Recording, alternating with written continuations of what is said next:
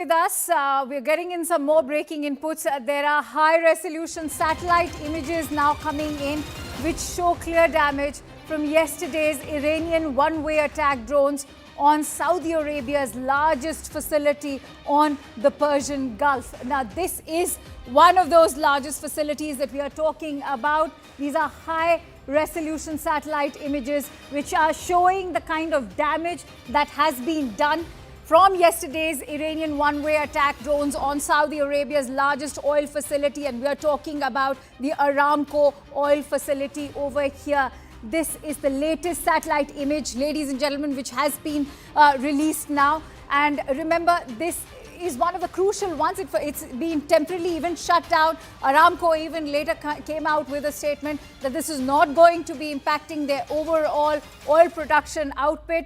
But in fact, let's quickly take this forward with Griha, who is also in the newsroom with more details to that. Absolutely, Akanksha, thank you so much for that. In fact, lot of developments that are being tracked by our colleagues right here. It's a live newsroom. We have Kritsveen here. She is, in fact, keenly looking at this flight data. Kritsveen, what do we have here? This is what prompted me to go to Flight Radar's official website. But I'll quickly show you this one update that's come in. Both Etihad flights diverted to Muscat. Emirates appears to be heading back to Mumbai, and this is them showing the flight pathway as well. So UAE still hasn't resumed flight operations, is what this tells us very clearly. So when I went to Flight Radar 24, you can clearly see the air traffic here. There's not too much happening around UAE. We've seen flights resume partially from Saudi Arabia back and forth. Oman as well, a limited resumption is what we're seeing. But much of UAE, remember, still not seeing flight resumption properly kick in. The situation is no different in some of the other areas in Middle East as well. But look at this. I think these are some domestic flights as well. In Qatar, for instance, Oman, for instance. UAE is drawing a complete blank.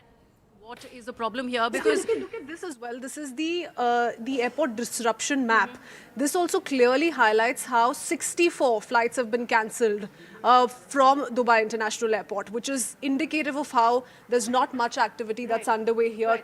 Even Doha, Ahmad International Airport, 28 flights cancelled, but there is a little bit of partial resumption we see in other parts of Gulf nations. Okay, Kritsveen, why don't you dig deeper? Because yesterday we did go ahead and break this news story that there are repatriation flights that will be functional in a limited capacity from Dubai. Now, this is concerning. More people who were supposed to come back, and we do know about the Indians who are there in Dubai, and how they are supposed to come back remains the big question. I'll come back to you. Yeah. We also have Haim here.